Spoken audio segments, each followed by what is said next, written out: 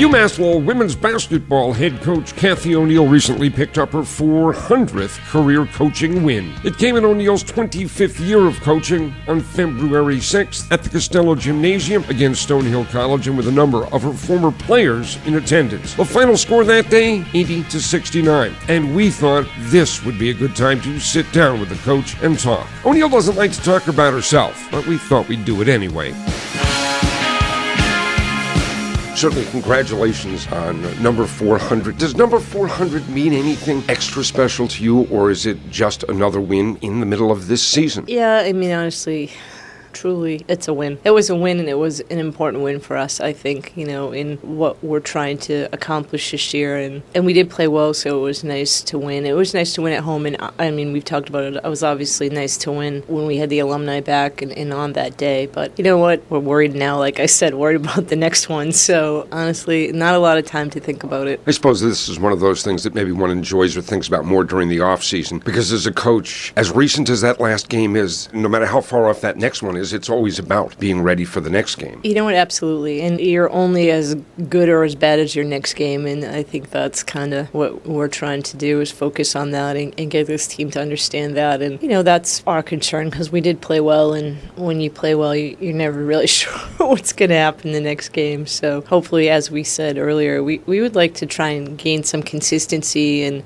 come out and do the things that we need to do. And we are away, which, that's one of the things that we've tried to focus on this year, is wins on away courts in this conference are special. So we're concerned about that. Let me ask, do you remember victory number 1? Oh, I do. Yes, I will say that, because it was the only win that year. So without question, I remember number 1. But I don't remember. I would have a very hard time remembering many of the other ones. When you think back to that first year and you began coaching, and now you're in charge, did you think it might go 25 years, let alone 25 years at one place? Did you imagine when you began coaching that this was the career path that you would embrace, that would embrace you as well, and it would truly become a career, not just something you did for a while? Honestly, no. I can't say that, because I know, people could ask me. I was young, obviously, when I started. We think you're young still. Thank you.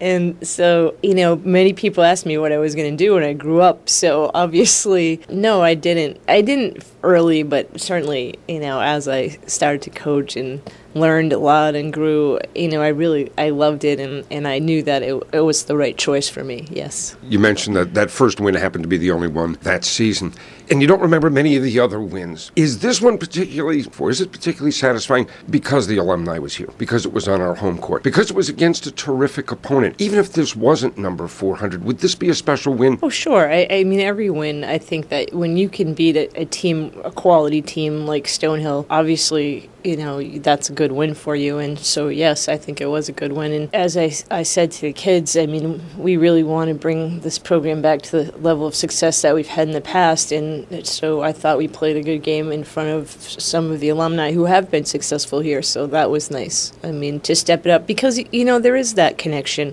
I think we've probably talked about it in the past where, we want to have the connection between the alumni and this team, and we want that to go on forever, because that's what it's about, So it was nice, I think, that we were able to play like that on that day, yes. And while it may not have meant something extra special to you, you might not have gone in the locker room and said, we're looking for 400 today. I get the feeling that your team, though, was very much aware of the numbers and cared a great deal about it. Yeah, that's a hard thing for me to say yes or no. I definitely think they knew the alumni they know the alum. I mean, I have to give credit to our alumni that a lot of them have come back and talked to the team and, worked with them. They've helped them out with career questions. So yeah, I think how that is. You want to come out and show people that, yes, I can play. And so I think that we certainly did want to step up. And obviously we know Stonehill is a good team, and we needed to bring our A game to compete, and that's something, again, that we're trying to work on. Let's try and bring our A game as much as we can.